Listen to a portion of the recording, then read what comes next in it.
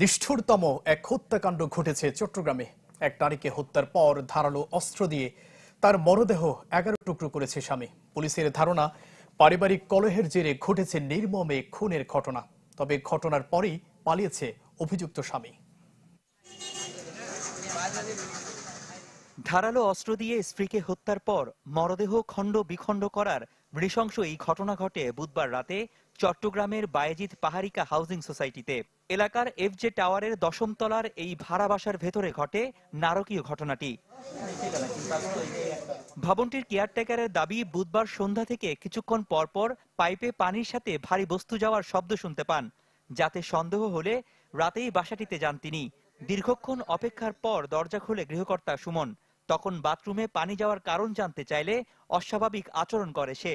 পরে খাটের নিচে কাটা পা দেখে কৌশলে দরজা বন্ধ করে এলাকাবাসীকে জানাতে যান কেয়ারটেকার। কিন্তু এরই মধ্যে বারান্দার গ্রিল কেটে 10 তলা থেকে পালিয়ে যায় সুমন।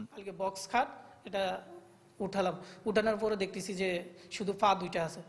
তখন কি করলাম, ওই জীবনে প্রথম ফার্স্ট এই ধরনের লাশ শোষককে কাছের থেকে দেখা, মাথায় তখন আর কাজ করে নাই যে ওকে বেঁধে ফেলি। আমি বেঁধে না বেঁধে কি করলাম, বাইরে দিয়ে দরজা লক করেছি ওকে।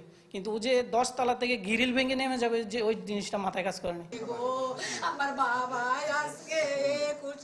পরে পুলিশ গিয়ে ঘরটিতে তল্লাশি করে গৃহবধূ ফাতেমা বেগমের 11 খণ্ড মরদেহ উদ্ধার করে, যা চাঞ্চল্যের সৃষ্টি করে এলাকায়।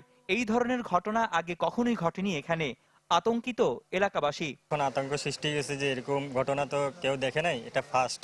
এভাবে নিঃসিংহভাবে হত্যা করা, টুকরো টুকরো করে ফেলা, এটা কখনো আমরা কাম্য করি। তার প্রকৃত ফাঁসি হইবার উচিত। এইভাবে একটা লোককে এইভাবে মারা ঠিক হয় নাই। ও কেন টুকরা করছে এটা ওর কাছে আমরা কেন, ওর সরাসরি আমি জিজ্ঞেতাম স্যার। আমাদের একটা বোন যেরকম টুকরা টুকরা করছে, আমরা ও স্যার ফাঁসি চাই। পারিবারিক কলহের জেরে পরিকল্পিতভাবে এই হত্যাকাণ্ড হতে পারে বলে ধারণা পুলিশের। এটা আসলে এক পারিবারিক কলহের জেরে হত্যাকাণ্ড, এবং এই হত্যাকাণ্ডের পরে আমরাও জেনেছি যে ডেড বডিটাকে টুকরো করে ফেলা হয়। তো সে পেছনের জানলা দিয়ে পালিয়ে যায়, কিন্তু সে ধরা পড়বে। তা আমাদের অভিযান অব্যাহত আছে, আমরা অচিরেই তাকে অ্যারেস্ট করব।